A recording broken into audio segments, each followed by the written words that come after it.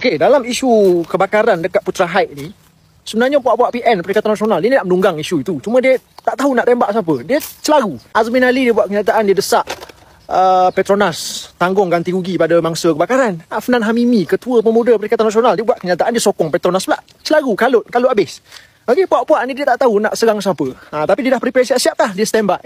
Nanti Menteri Besar Selangor jumpa pihak Petronas, bincang mengenai perkara ni, puak-puak dia akan tam. Kata kerajaan negeri menjarah harta Petronas, menggunakan aset harta Petronas. Dia dah standby dah. Lagi kiri kanan dia standby. Tapi yang aku pelik dengan Azmin Ali ni, dia berani buat satu kenyataan mendesak Petronas untuk bayar ganti rugi pada mangsa, seolah-olah Petronas ni dah confirm bersalah dalam isu ni.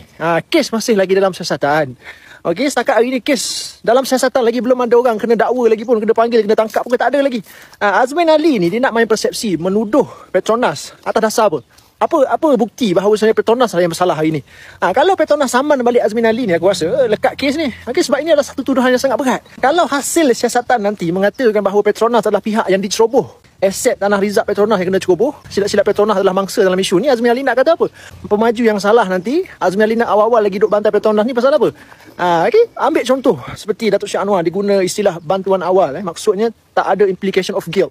Datuk Syed Anwar dia tak tunding jari pada mana-mana pihak pun. Dia umum bantuan bersifat segera untuk mangsa-mangsa. Dia tak salahkan mana-mana orang pun. Berbeza dengan puak-puak Perikatan Nasional ni, awal-awal lagi duk hentam Petronas dah. Seolah-olah macam terbukti dah hari ni Petronas yang salah, kau bayangkan.